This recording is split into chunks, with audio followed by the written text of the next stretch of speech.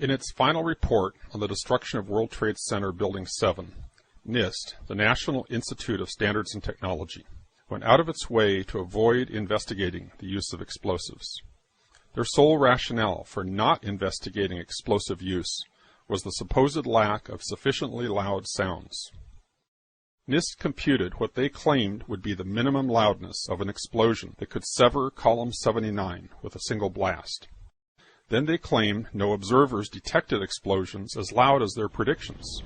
This size blast would have produced an incredibly loud sound that was not recorded on videos of the collapse nor reported by witnesses. On the basis of this artificial threshold of interest, they swept aside all evidence of actual explosions and concluded that no explosives contributed to the destruction of the building. We did not find any evidence that explosives were used in the collapse of Building 7. Yet there was voluminous evidence of explosions. Here's one of the guys who can tell you I'm okay, all right? Here, hold on. You want to call your mother or something? You heard explosions, like boom. We just heard one more explosion. That's about the fourth one we've heard. Craig Bartmer was a policeman who was near Building 7 as it started to come down.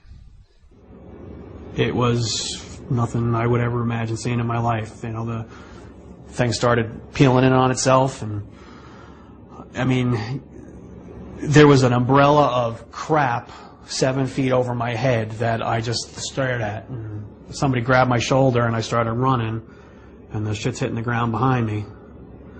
And the whole time you're hearing boom, boom, boom, boom, boom. So I think I know an explosion when I hear it. A few blocks up West Broadway, looking toward the World Trade Center in the distance, Ashley Banfield was conducting an interview for MSNBC. You were just told by police that you should move out of your... The mic was set to pick up speech a few inches away.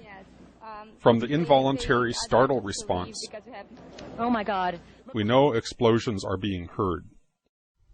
However, listening closely, we discover that the microphone did indeed pick up the sounds of explosions, but very faintly.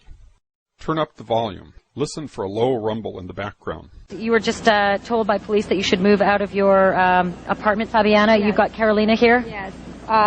They advised us to leave because we have... Oh my God. This time, the sound has been filtered to emphasize low frequencies. Listen for booms like a bass drum in the distance. In fact, you were just told by police that you should move out of your apartment, Fabiana. You've got Carolina here? Yes. They advised us to leave because we have... Oh my God. Here's a different version, filtered to emphasize the mid-range sounds. The bass drum is gone.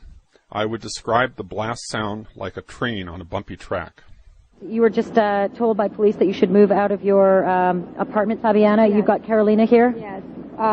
They advised us to leave because we have... Oh my God. Here's the original sound again. You were just told by police that you should move out of your apartment, Fabiana. Yes. You've got Carolina here? Yes.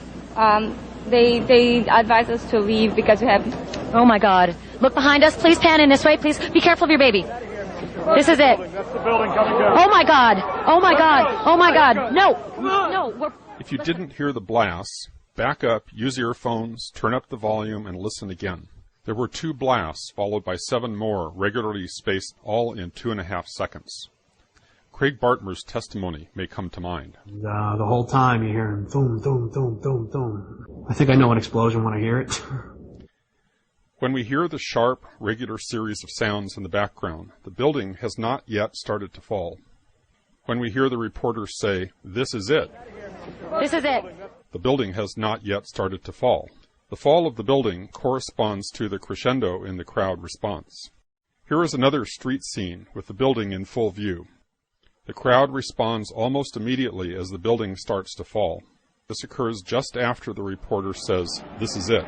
This is it. Oh my God. Oh my God. Therefore, the blasts we heard occurred seconds before the building started to fall.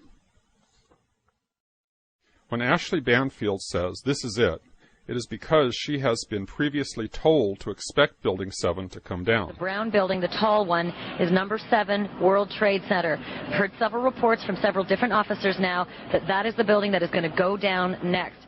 Back in the studio, the anchor, Brian Williams, not only had foreknowledge of the collapse, he had a ready explanation. What we've been fearing all afternoon has apparently happened. We were watching number 7 World Trade, which was part of the ancillary damage of the explosion and collapse of the other 2. Just as Ashley Banfield was told, Brian Williams was told.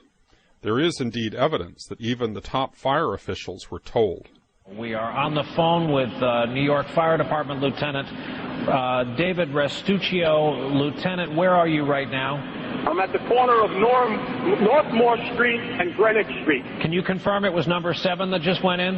Yes, sir. And you guys knew this was coming all day?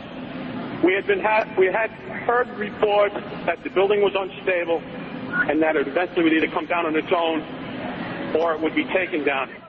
Those in control of the story were planting the official narrative in our psyches in real time as events unfolded, using the press and even the fire and police departments as their unwitting agents. We are getting information now that one of the other buildings, Building 7 in the World Trade Center complex, is on fire and has either collapsed or is collapsing. And clearly those fires continue to burn at about 4:15 Eastern Daylight Time. Building number 7 was going to collapse. That appears to be what has happened now. One of those smaller buildings just fall to the ground. We had heard earlier that it was structurally unsafe. We're getting word from New York right now that another building has collapsed. I understand that this is a 47-story building. Information, of course, take a look at that right-hand side of the screen. It's going down right now. There it is. Yep. It went down right there. This is not from an explosion or an aircraft at this point, from our knowledge. The information that we have is that this is a building that probably was incredibly structurally damaged. NIST is being dishonest. That would have been an incredibly loud sound, and that sound was not picked up by any of the videos or witnesses that we have talked to. NIST was lying about no testimony of explosions. There was both testimony and recorded evidence of explosions. However, NIST discounted any evidence of explosions that did not exceed its artificially contrived threshold of interest. The minimum sound level of interest, as determined by NIST, was based on a blast of RDX, one of the loudest explosives available, large enough to break a major column outright with a single blast. They assumed no efforts at noise abatement, complete transmission of the sound to the outside air, no absorption or blockage of the sound along the path. And who knows if they assumed the use of an efficient cutter charge, or if they simply figured the effect of a bomb planted beside a column. They don't say. Their sole reason for doing this calculation was to create a pretext to sidestep any actual investigation of explosives.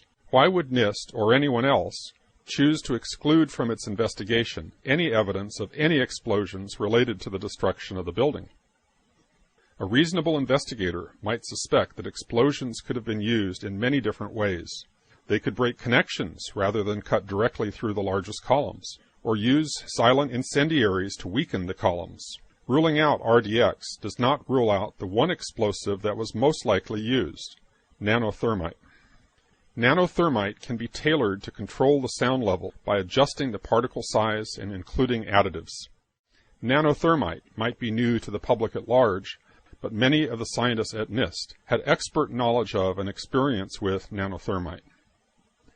Most importantly, independent scientists have found actual remnants of nanothermite in all of the World Trade Center dust samples they have examined.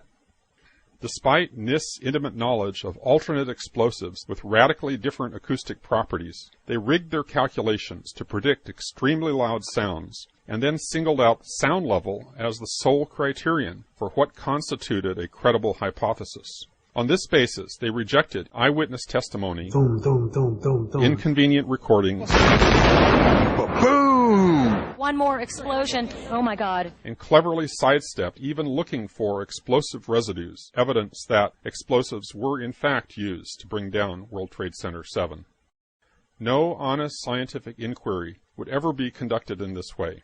But then, as we have seen repeatedly, the NIST report was not an honest scientific inquiry.